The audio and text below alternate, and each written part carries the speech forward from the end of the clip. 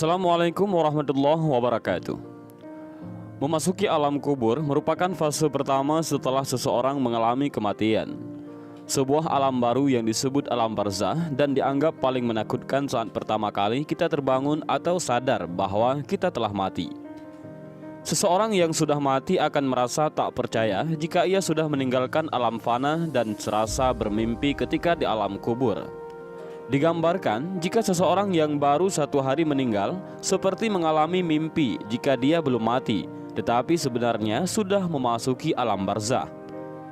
Disebutkan ketika seseorang yang mengalami kematian dan kemudian memasuki alam kubur, maka pertama yang akan datang adalah malaikat mungkar dan nangkir.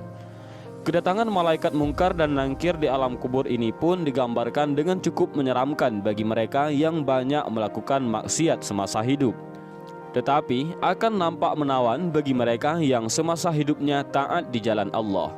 Ketika pertama kali berhadapan dengan manusia di alam kubur, maka ada 6 pertanyaan yang akan diajukan oleh malaikat mungkar dan nangkir. Adapun 6 pertanyaan di alam kubur ini menentukan perjalanan selanjutnya.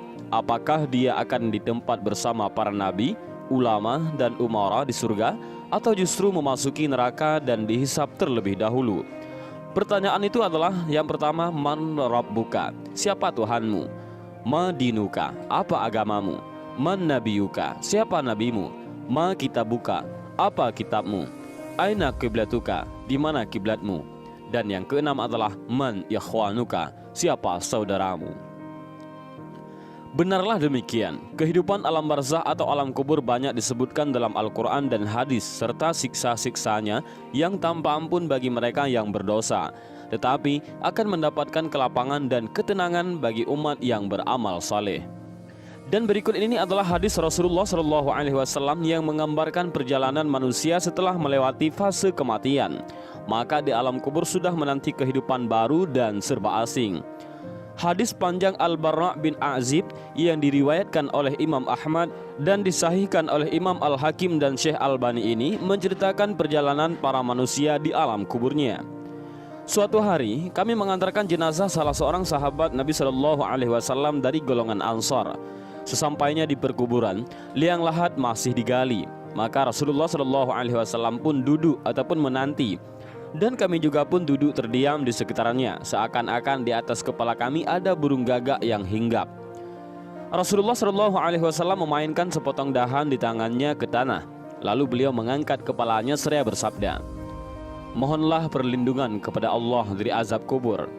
Beliau ulangi perintah ini 2 atau 3 kali. Kemudian beliau SAW bersabda, "Seandainya seorang yang beriman sudah tidak lagi menginginkan dunia dan telah mengharapkan akhirat ataupun sakratul maut, turunlah dari langit para malaikat yang bermuka cerah secerah sinar matahari. Mereka membawa kain kafan dan wangi-wangian dari surga, lalu duduk di sekeliling mukmin tersebut sejauh mata memandang. Setelah itu, turunlah malaikat pencabut nyawa dan mengambil posisi di arah kepala mukmin tersebut. Malaikat pencabut nyawa itu berkata, 'Wahai nyawa yang mulia, keluarlah engkau untuk menjemput ampunan Allah dan keridhaannya.' Maka nyawa itu dengan mudahnya keluar dari tubuh mukmin tersebut seperti lancarnya air yang mengalir dari mulut sebuah kendil. Lalu nyawa tersebut diambil oleh malaikat pencabut nyawa dan dalam sekejap mata diserahkan kepada para malaikat yang berwajah cerah tadi, lalu dibungkus dengan kafan surga dan diberi wangi-wangian darinya pula, hingga terciumlah bau harum seharum wangi-wangian yang paling harum di muka bumi. Kemudian nyawa yang telah dikafani itu diangkat ke langit. Setiap melewati sekelompok malaikat di langit, mereka bertanya, 'Nyawa siapakah yang amat mulia itu?'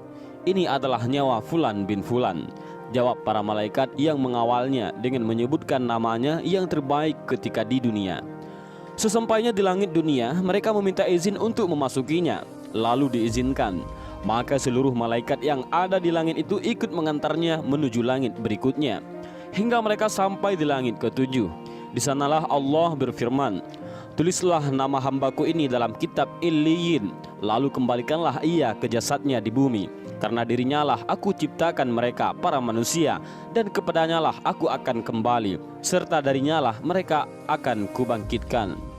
Lalu nyawa tersebut dikembalikan ke jasadnya di dunia. Lantas datanglah dua orang malaikat yang memerintahkannya untuk duduk.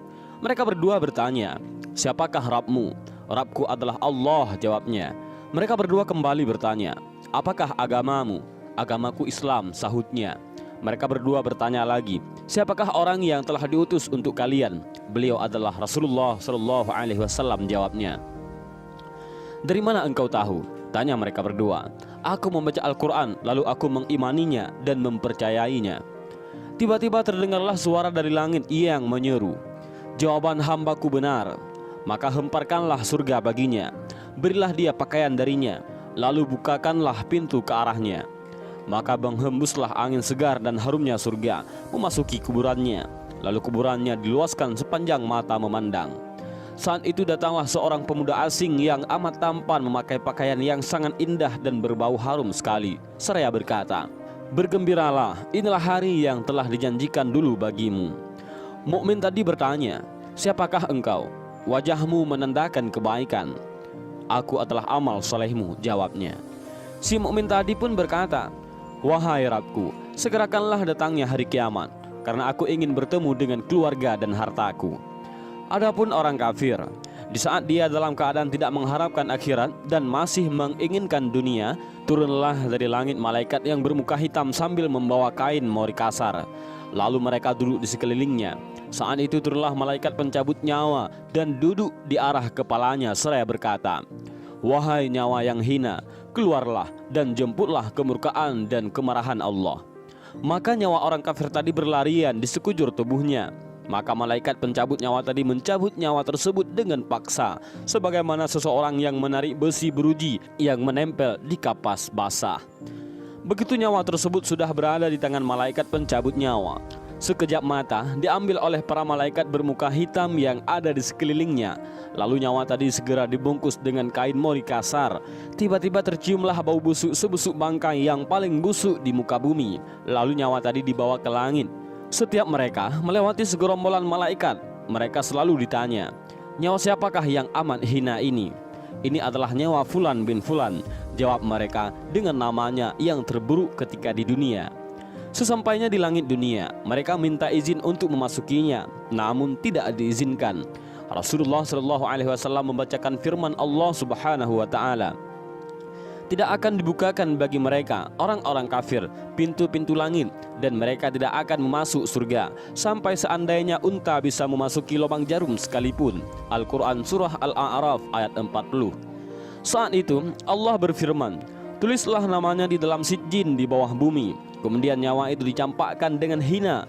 Rasulullah Shallallahu Alaihi Wasallam membacakan firman Allah Ta'ala, "Barang siapa mempersekutukan sesuatu dengan Allah, maka adalah ia seolah-olah jatuh dari langit lalu disambar oleh burung atau diterbangkan angin ke tempat yang jauh."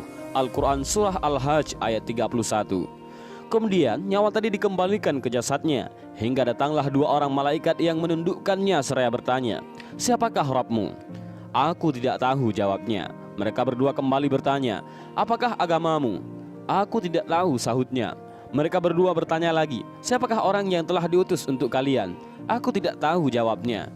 Saat itu terdengar seruan dari langit, "Hambaku telah berdusta, hamparkanlah neraka baginya dan bukakan pintu ke arahnya."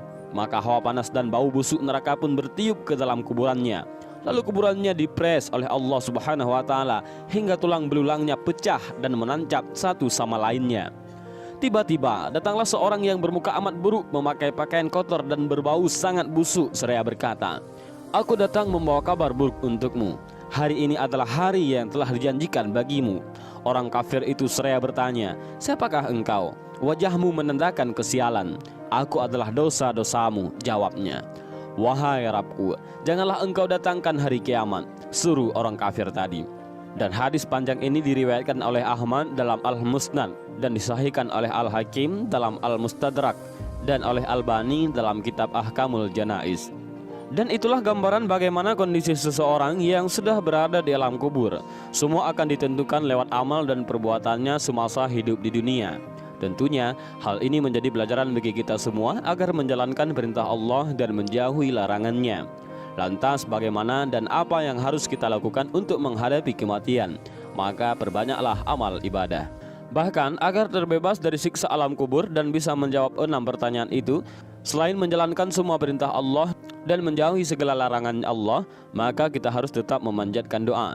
Dan ini adalah doa agar terlepas dari siksa alam kubur yang diajarkan oleh Rasulullah SAW, yaitu Allahumma inni a'udzubika min adzabil qabri wa min adzabin nar wa min fitnatil mahya wal mamati wa min fitnatil masiihid dajjal. Yang artinya adalah, ya Allah, aku berlindung kepadamu dari azab kubur, azab neraka, cobaan hidup dan mati, dan fitnah dajjal yang terhapus dari rahmat Allah. Dan inilah sedikit gambaran alam kubur dan 6 pertanyaan di alam kubur yang menentukan seseorang muslim bebas dari siksa menuju akhirat. Mudah-mudahan video singkat ini bermanfaat. Wallahu a'lam bishawab. Assalamualaikum warahmatullahi wabarakatuh.